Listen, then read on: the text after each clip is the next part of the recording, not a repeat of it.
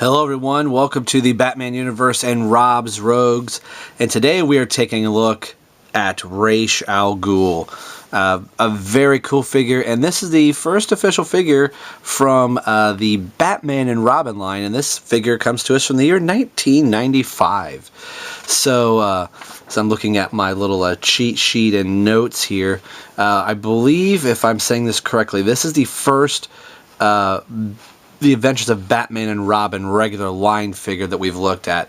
Bane, I think, technically can be also. Bane came out under the banner of the Batman animated series, and he was also repackaged with the Adventures of Batman and Robin Art 2. Same figure. They just changed, the card over on the figure. So on my little checklist, he's listed as both. They didn't make a new figure till the tail end of the New Adventures of Batman. This is the first Ra's al Ghul figure that we received from the animated series line.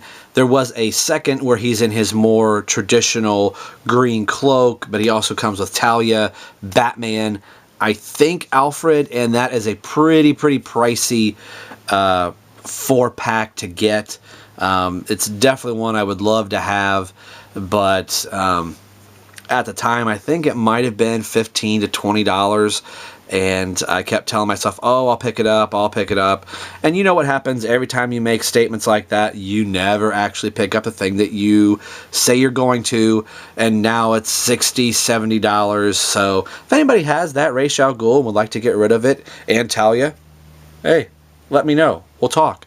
So but this is the only Ra's al Ghul that I have, and I do like him. He was in this armored type of a suit, I think, one time in the animated series, so which is why they, put him in this.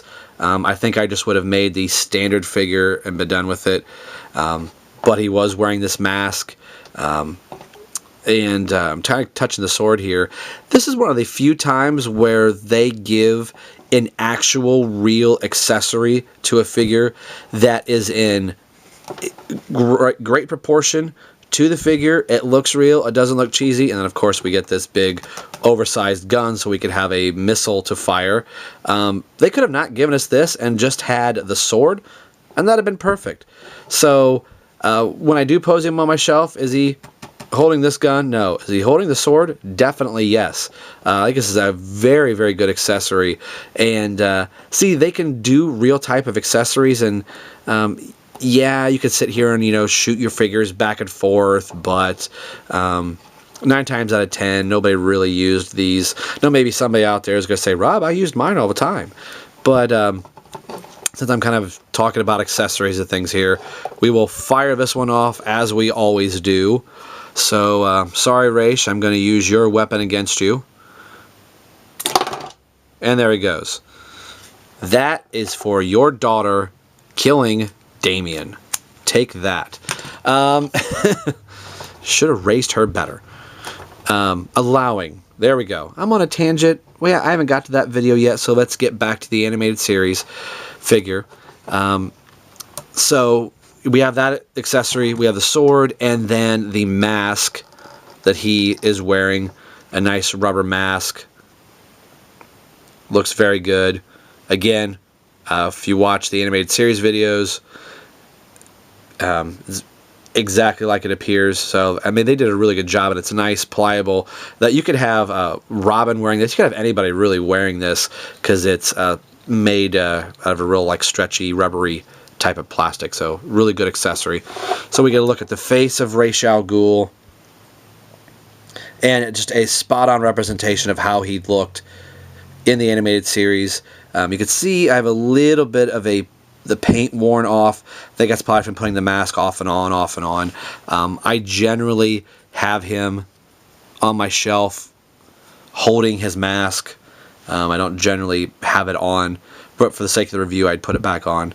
But I think it's a really nice looking figure. Again, all the animated series figures are 5 points of articulation. Standard action figure articulation, as I always say. And a lot of the animated series figures, for the most part, can get in a really good seated position. And he definitely can. So, which I think is really kind of cool. There's no vehicle that I'm aware of for Ra's al Ghul or anything. Not that you can't put him in a Batmobile or, you know, a Joker-mobile or, you know, all those different types of vehicles that were out there at the time. The Batplane is a 2-seater, so Ra's al Ghul could be in the back.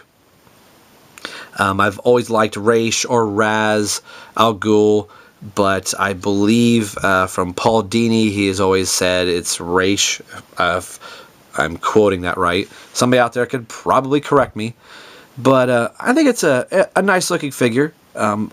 Of course, it's the only Ra's that I have.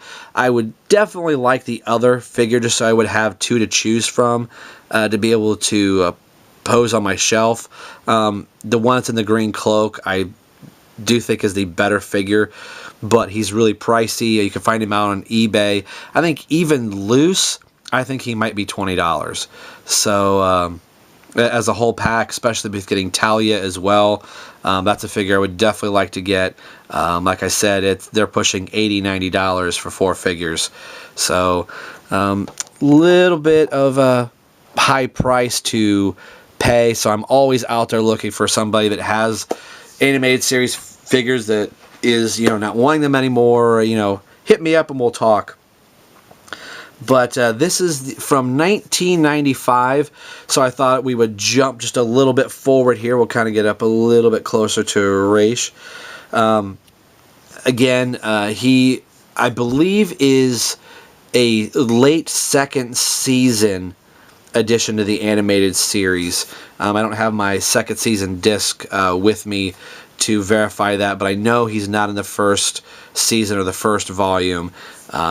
So I believe like it's midway through the second volume, second season of the animated series where Ra's al Ghul and Talia start to, you know, come in and out of the animated series.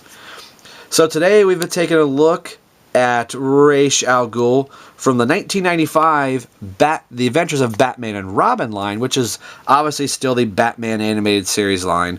So as always, this is Rob for Rob's Rogues in the Batman universe, signing off saying we will see you guys next time.